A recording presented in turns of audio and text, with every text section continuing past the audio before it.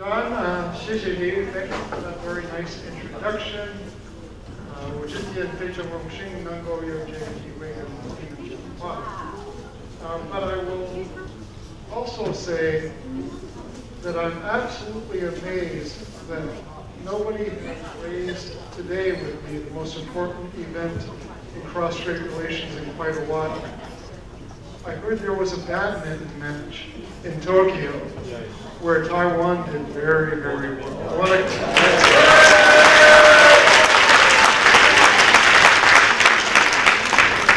want to congratulate the men's badminton doubles team on a job well done.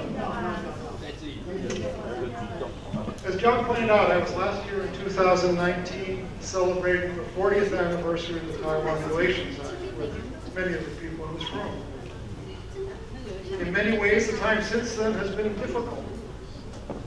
Many of us here today feel as though we've been locked up for the last year or so in hibernation as the world tackled the COVID-19 pandemic. That said, in the interim, the people-to-people relationship between Taiwan and the United States during that period has been doing nothing like hibernating. This year I decided to title my speech Taiwan and the United States, a look ahead, with the intention of signaling something different. For a long time, it was easy to kind of dust off prior speeches, since there was often not that much new to share about the U.S.-Taiwan relationship. But I don't feel that way. In order to the future, I will start by looking at the recent past. I want to review what has remained the same in the U.S.-Taiwan relationship, what has changed, and where we are right now.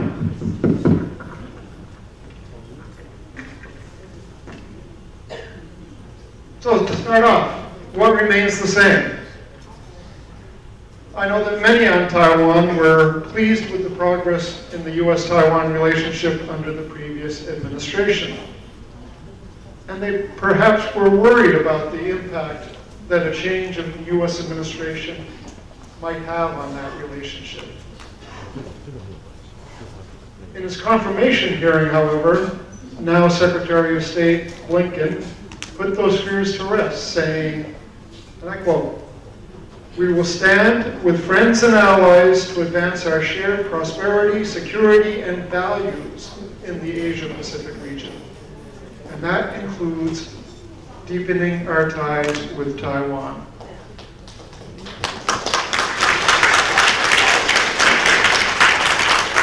Taiwan is a leading democracy and a critical economic and security partner, he went on to say. Its future matters to the United States for all these reasons. America's commitment to Taiwan will remain rock solid.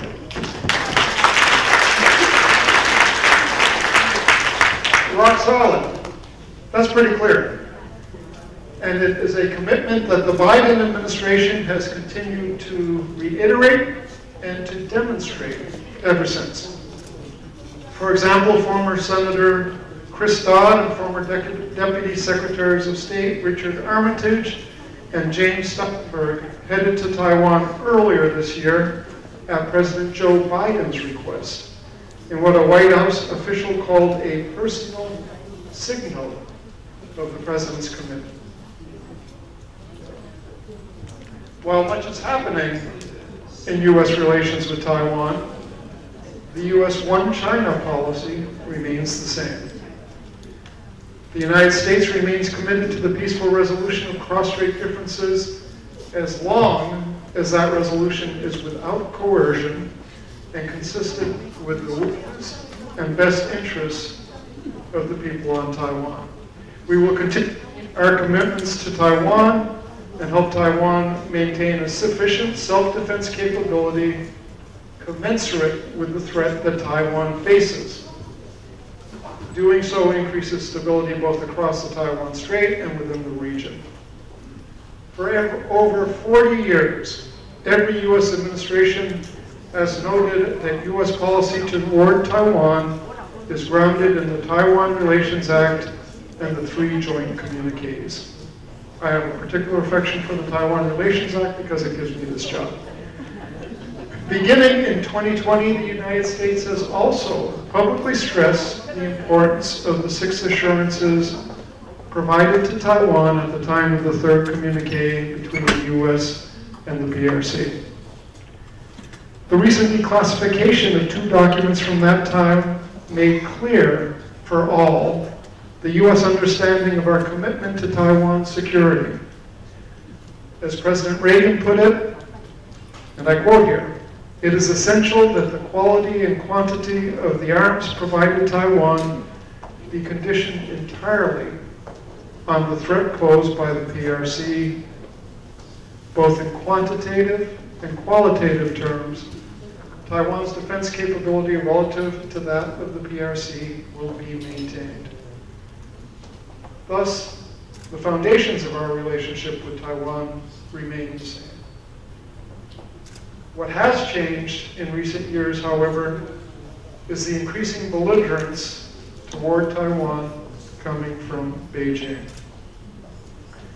The current leadership in Beijing insists that Taiwan move toward unification with the People's Republic of China under a Igualiang, one country, 2 systems formula. A formula rejected by almost all of the people on Taiwan. The reason for that rejection? Hong Kong.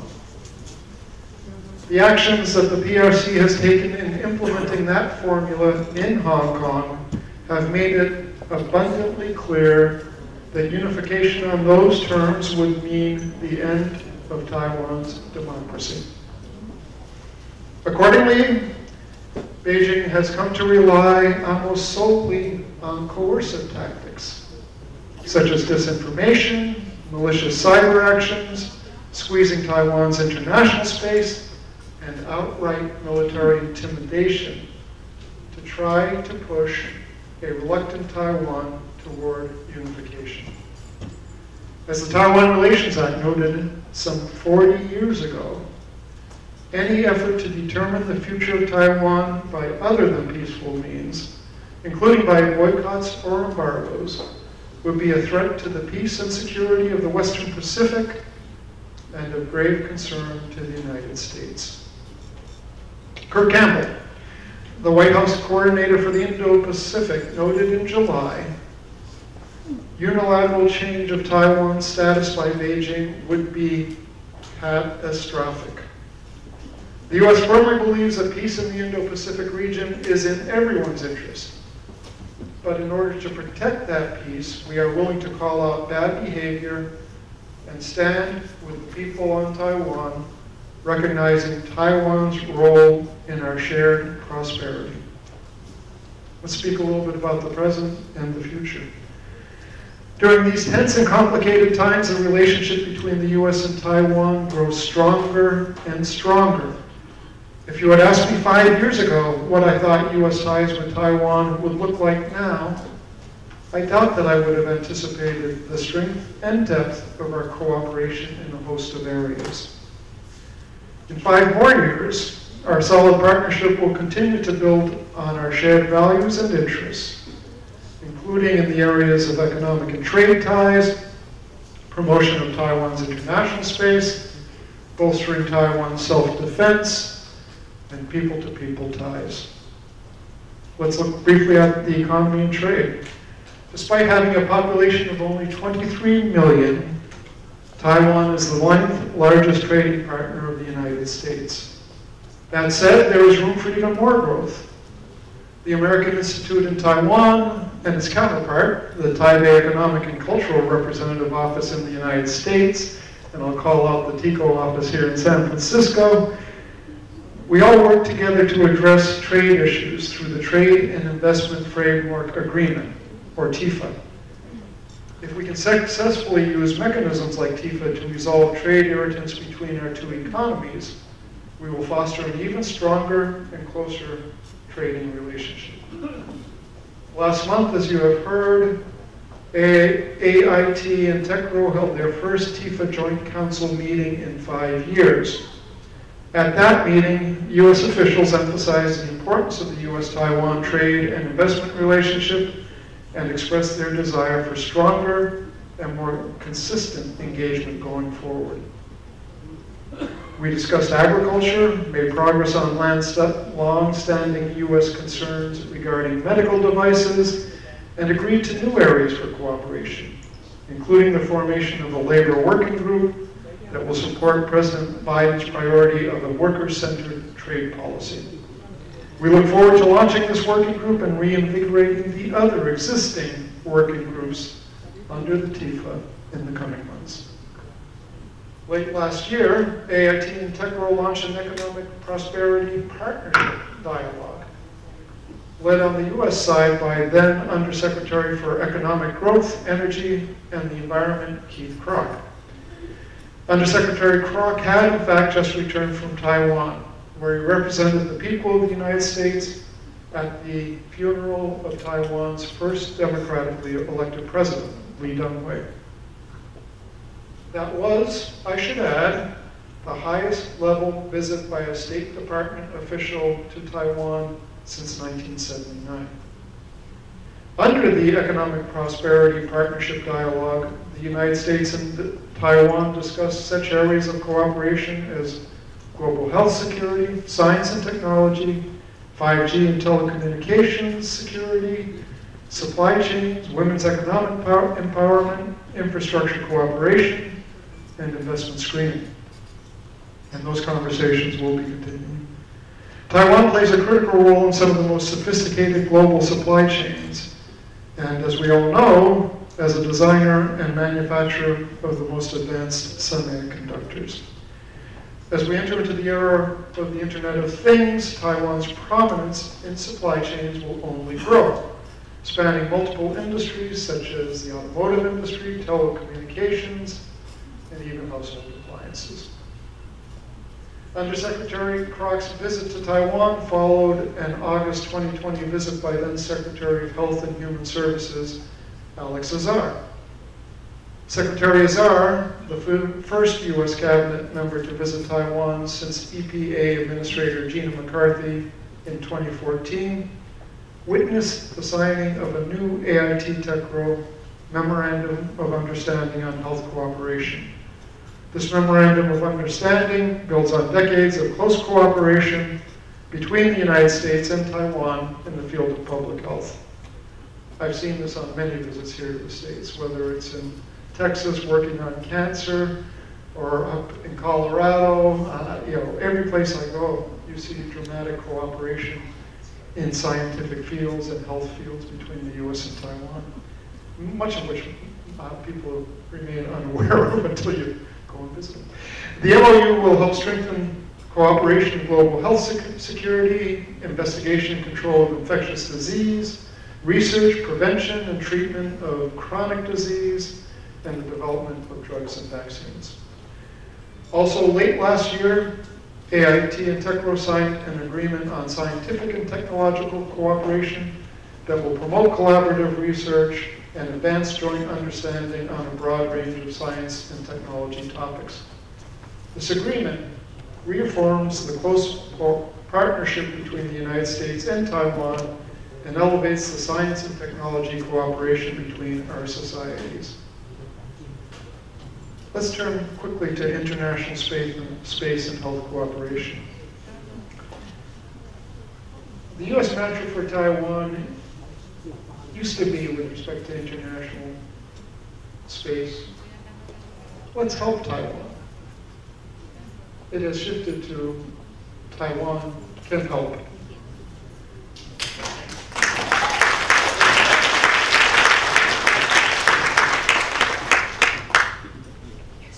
Finding venues and platforms to highlight and amplify Taiwan's contributions to the international community, and world health in particular, is a key priority. We were thrilled to launch earlier this year a significant expansion of the Global Cooperation and Training Framework, or GCTF. The GCTF is a platform that brings Taiwanese expertise to the world through workshops focused on topics of contemporary concern, such as combating COVID-19, or building media literacy to counter disinformation, a problem for many societies. We have implemented a decentralized structure for planning and implementing GCTF events that not only allows us to increase the number of workshops we conduct, but also to expand the program's geographical reach.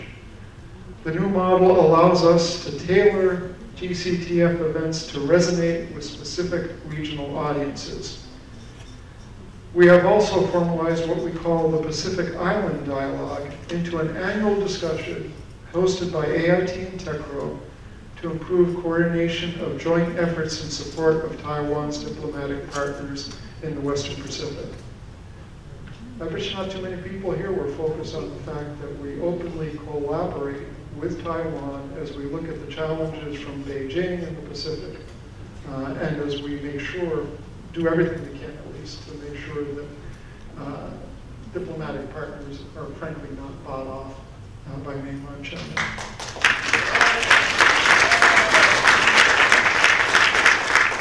And that, of course, means let's touch now on the PRC's increasingly provocative attempts to isolate Taiwan. The PRC continues to block Taiwan's participation, as you all know, in international organizations such as the World Health Organization. This at a time when Taiwan's initial success in containing the pandemic and its eagerness to share its knowledge and utilize its capacities for the good of humankind underscored how much Taiwan has to offer the global community. I brought this mask today not because I wanted to pretend that I was a commando or anything like that, but because it's one of the ones that says made in Taiwan.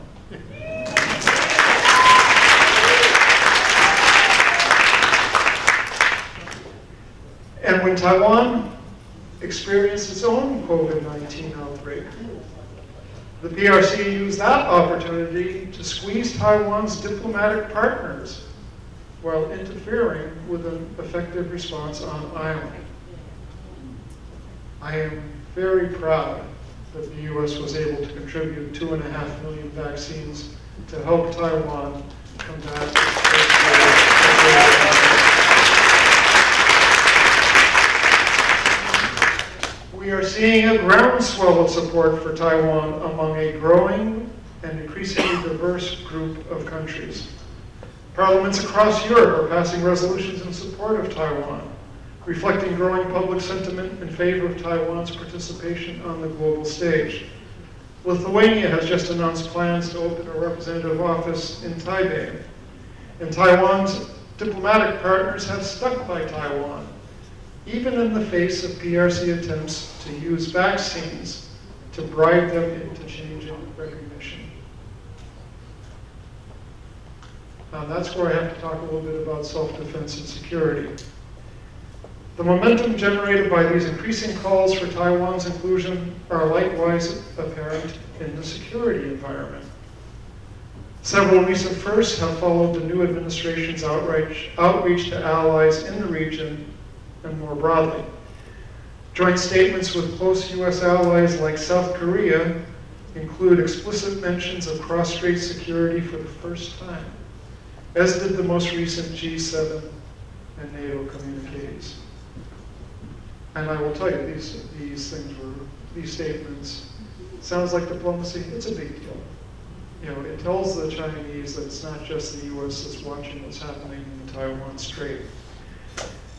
Also this year, a Japan-U.S. leader's statement reinforced the importance of peace and stability in the Taiwan Strait.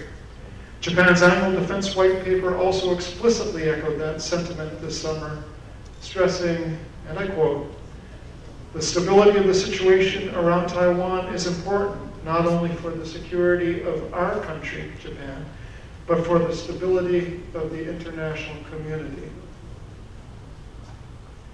As allies and partners in the region and around the globe increasingly push back on China's aggressive action, it is important that Taiwan remain committed to the changes that only it can make for itself. Taiwan must build as strong a deterrent as possible, as quickly as possible. In that, U.S. security relations with Taiwan are about much more than arms sales. Taiwan's key defense and military leaders need to overhaul Taiwan's security concept by embracing modern, resilient, and cost-effective approaches, as well as innovative ways to employ existing capabilities. We are concerned that that is not happening quickly enough. Taiwan needs defense in depth. Taiwan needs truly asymmetric capabilities and strong reserve forces.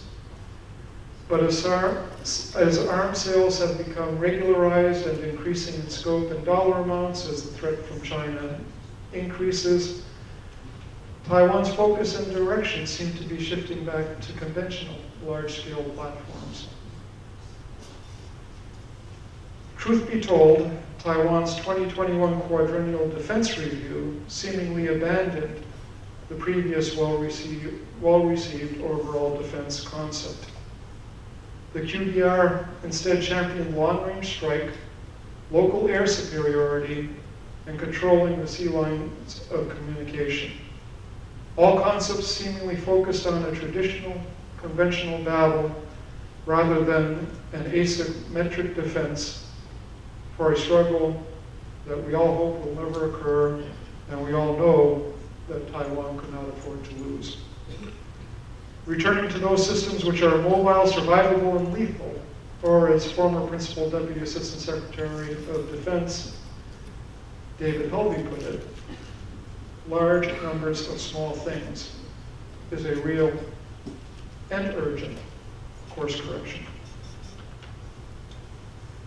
And let's talk about building our shared values and people-to-people ties.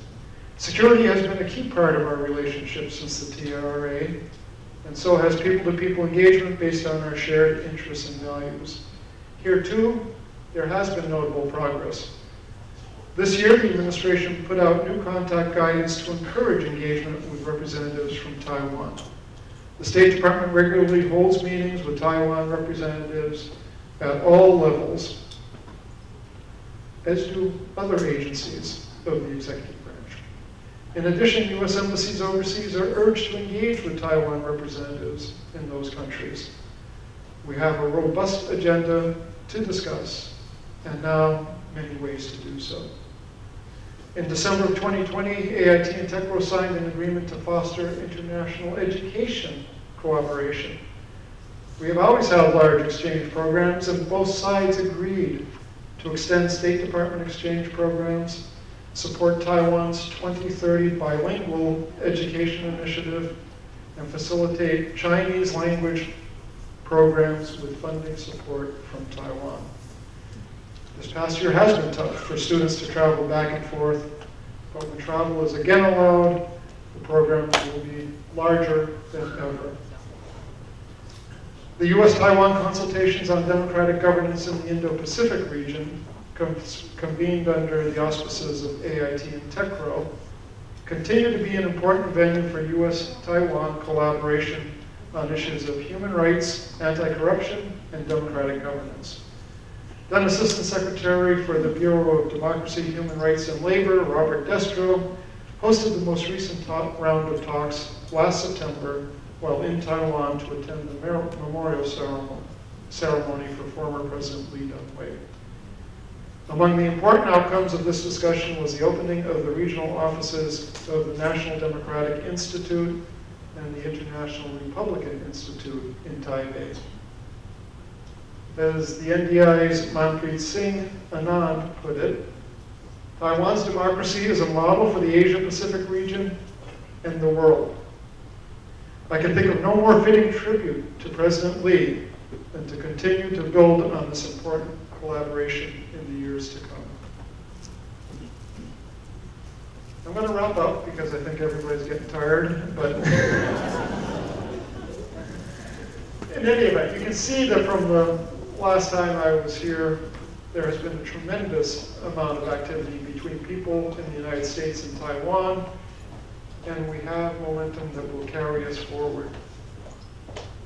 As State Department Deputy Secretary Wendy Sherman has noted, Now is an important time to reaffirm the U.S. commitment to working with allies and partners to promote peace, security, and prosperity in the Indo-Pacific and to uphold the international rules-based order. That energy will give our new AIT director in Taiwan, Sandra Oakirk, a great platform to keep building on. Sandra's an extremely impressive diplomat, and I look forward to her stewardship of our bilateral relations in the coming years. This past year has been difficult for both the United States and Taiwan. A global pandemic, increasing belligerence from the PRC, economic challenges. But that said, I am confident that our shared democratic values and commitment to a rules-based international order will continue to carry the United States-Taiwan relationship to ever greater heights.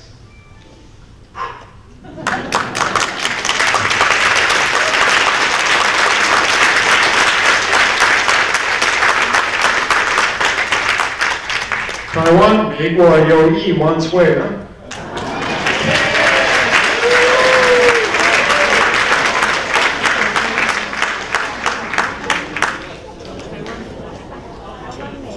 接下来我们有 Q&A 的 section， 那有问题的，想要发问的，请你举手，你写中文就可以。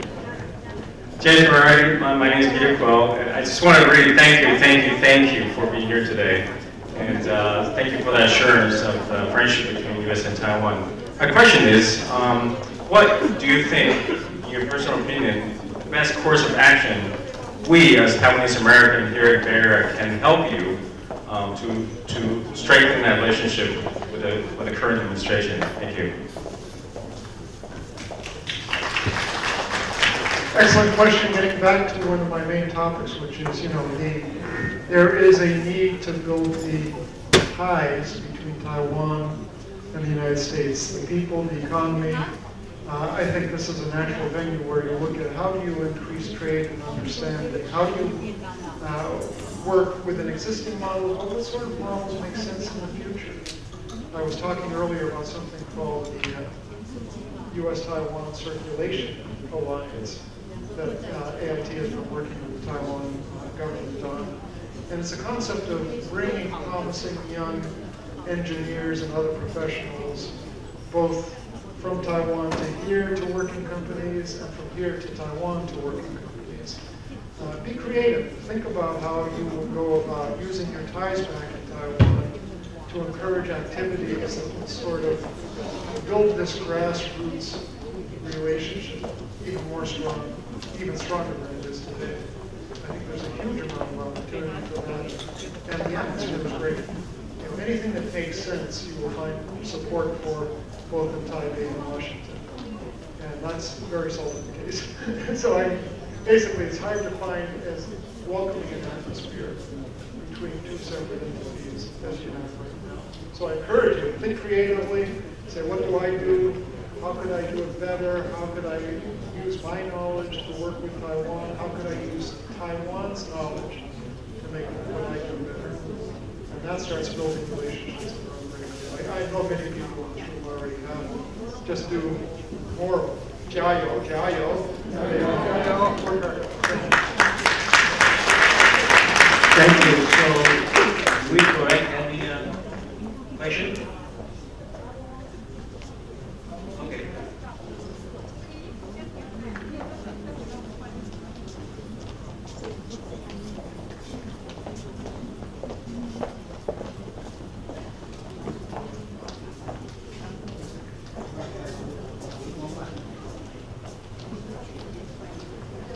This question is regarding Taiwan referendums. So the audience want to understand about Taiwan referendums and hear your opinions.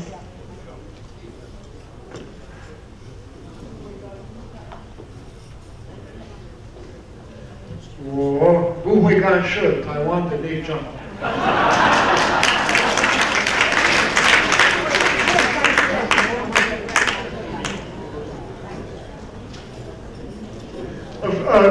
That said, we hope we have one referendum item that we are particularly interested in. I think everybody knows it.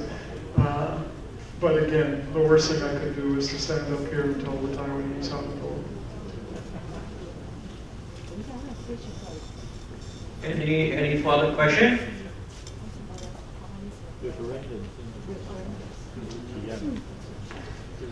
Chairman or Ambassador, do you have plans to lead the delegation to visit Taiwan anytime soon? There is an incredible thirst right now for higher-level exchanges with Taiwan. And I think as soon as the situation in Taiwan with respect to the pandemic quiets down, I think you'll see the floodgates open, and I would hope to be one of the earlier ones going in. But I know there's a sense of eagerness, but also a sense of urgency. We need to strengthen this relationship to the extent we can as quickly as we can, and already strong relationship.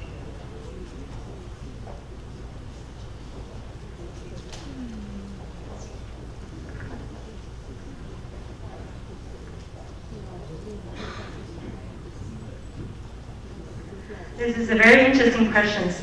Hello, Chairman. We would like to ask, what is your favorite, the top 3 Taiwanese food you like and why?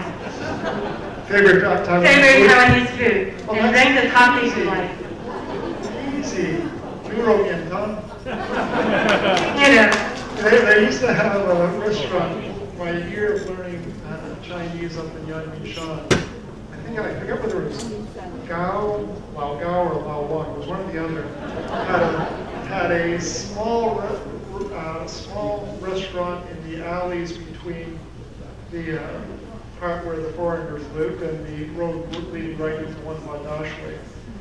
And they served the best Romiantong. And every place I go, I try it just to see who does it. And I think it's still the best I had. It was kind of a run-down little place where students would go, and it was absolutely delicious. I probably had it 3 times a week while I was there. Anyhow, yes.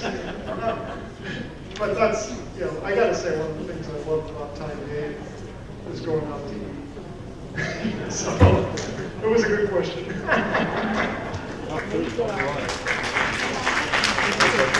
So, Mr. Ambassador, as you know, the Chinese government always warns that if any military planes or vehicles would arrive in Taiwan, that would mean the start of the use of military force on Taiwan from the mainland China side.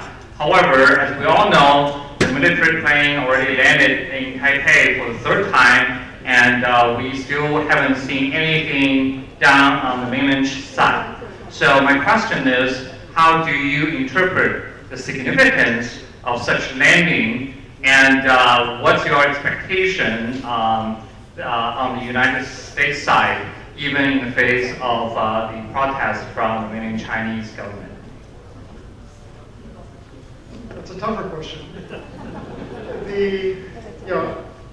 I would say that as we talk about deterrence, and that's what probably that point that I was stressing that was kind of scary was all about, is we have to figure out how we build, and I mean U.S. and Taiwan, and hopefully our allies and partners in the broader region, have to figure out how we deter China from taking actions in a way that really builds up the capacities quickly, but yet does not do something that sort of convinces Beijing that it has to act now.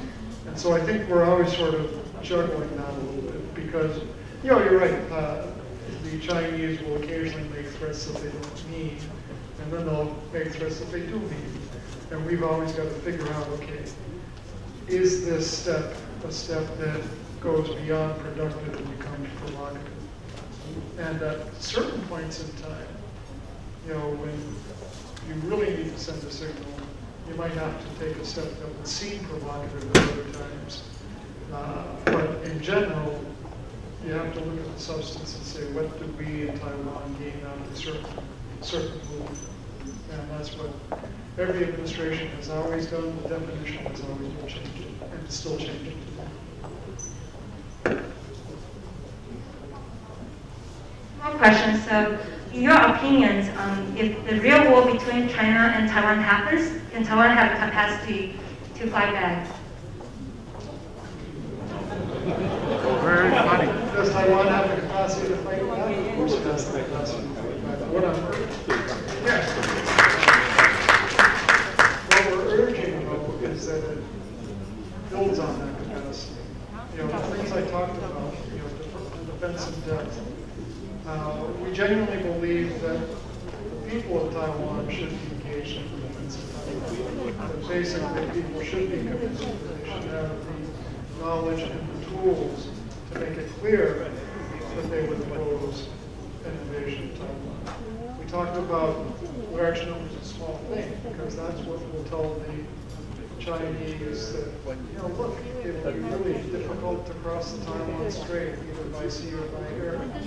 And then if you have a defense in depth, as we were saying, where the citizenry of Taiwan is mobilized, there would just be too much trouble trying to get control.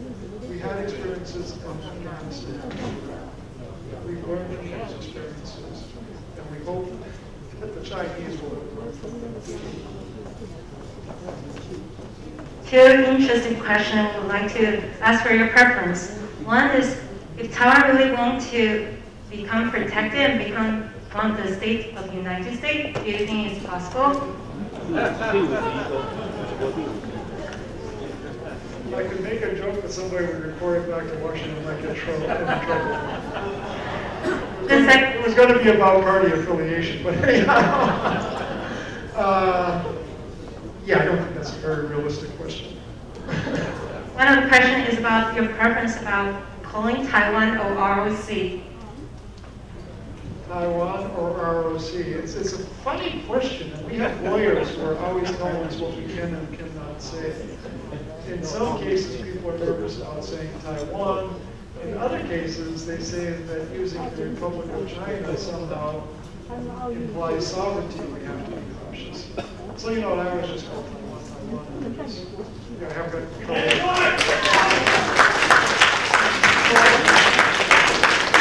I'm not making a political statement there other than to say, hey, it's Taiwan. You know, I mean, it's, I'm not saying anything about sovereignty or anything like that, but I'm just going to call it Taiwan because that's what that island is. It looks like a name. Questions, if we may. So, can you give us some advice about the effective step to get into WHO observation ship? It's going to be real hard. It's going to be real hard. It's going to take work over a long time. I mean, I am encouraged that more and more nations are willing to bring it up every year. But to be totally honest with this crowd, the Chinese actually have a lot of parts of the UN where they have almost veto power. They can block almost anything. And the question is, how can we work around that? And it will take time.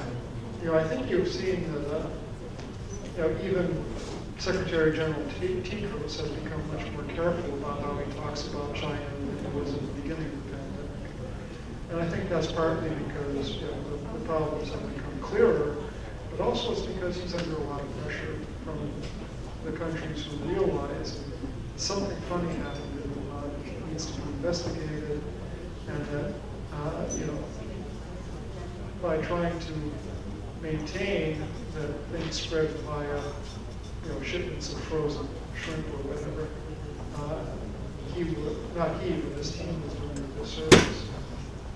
So that sort of pressure on these institutions can be changed over time, but it will be so. And the question is, how do we work with Taiwan in the interim? Particularly in compliance with the Chinese definitely say. You know, for example, ICAO, we have a huge interest in making sure that Taiwan can work in the sense of it has the information it needs with respect to civil aviation. It learns about changes and protocols and stuff like that. But I will be honest, it's not even imagine that it was. One of the big fights we're fighting right now is this interpretation by the legal people in the UN that China has used to have the UN say that people in Taiwan are not supposed to even visit the UN. Now, that's crazy. It's picayune and it's annoying.